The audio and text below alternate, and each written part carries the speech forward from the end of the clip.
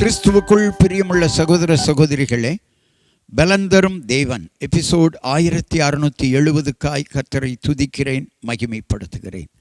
இந்த நாளிலும் ஏசாயா 38:5 முதல் பகுதி சொல்லுகிறது, நீ போய் எசேக்கியாவை நோக்கி உன் தகப்பனாகிய தாவீதின் தேவனாயிருக்கிற கர்த்தர் சொல்லுகிறதாவது,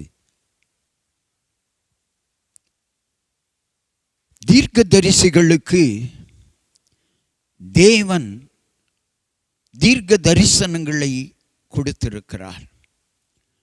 இன்றைக்கும் அநேக தேவ ஊழியர்கள் சொல்லுகிற காரியங்கள் தேவன் நிமித்தம் நடந்தேறி வருகிறது. ஒருவேளை உங்கள் வாழ்க்கையில் பிரச்சனை இருக்குமானால் நல்ல உண்மையான ஆவிக்குரிய தேவ மனிதர்களை தேடி சென்று உங்கள் பிரச்சனைகளை குறித்து விசாரியுங்கள்.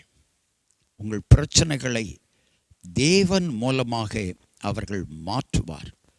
ஒரு காரியம், நீங்கள் சென்று கேட்கிற ஊழியர் நல்லதொரு ஆவிக்குரிய ஊழியராய் இருக்க வேண்டும், தீர்க்க தரிசன வரம் பெற்றவராய் இருக்க வேண்டும்.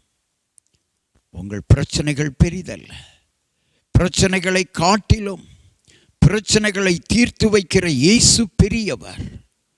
பிரச்சனைகளை சிக்கிக் கொண்டிருக்கிற மகனே, மகளே, உன் பிரச்சனையை முதலாவது தேவனிடத்தில் சொல், இரண்டாவது ஆவிக்குரிய ஊழியர்களிடத்தில் சொல். நல்ல தீர்வு கிடைக்கும். கண்களை மூடி ஜெபிக்கலாம்.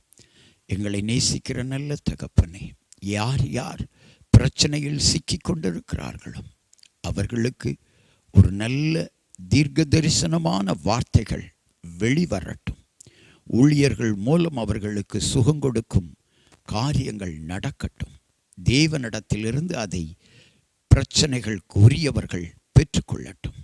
தேவன் பிரச்சனைக்குரியவர்களை பார்க்கிறீர், அவர்களுக்குரிய காரியங்களை செய்து கொடுப்பீர், சுகம் தருவீர், பலன் தருவீர்.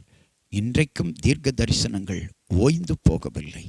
அநேக தேவ மனிதர்கள் தீர்க்க தரிசனங்கள் மூலமாக மனிதர்களுக்கு, குடும்பங்களுக்கு, உலகத்திற்கு தீர்க்க தரிசனங்களை உரைத்து கொண்டிருக்கிறார்கள்.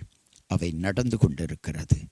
எனவே பிரச்சனையில் சிக்கிக் கொண்டிருக்கிற மகனே, ஆண்டவரிடத்தில் உன் குறைகளை சொல். உன் ஆவிக்குரிய ஊழியர்களிடத்தில் தகப்பனாய் பாவித்து உன் பிரச்சனைகளை சொல். நல்ல தீர்வு கிடைக்கும். ஆண்டவர் உன் பிரச்சனைகளை கண்டு உன் பிரச்சனைகளுக்கு தீர்வை தருவார். இயேசுவின் நாமத்தில் ஜெபிக்கிறேன் பிதாவே, ஆமென்.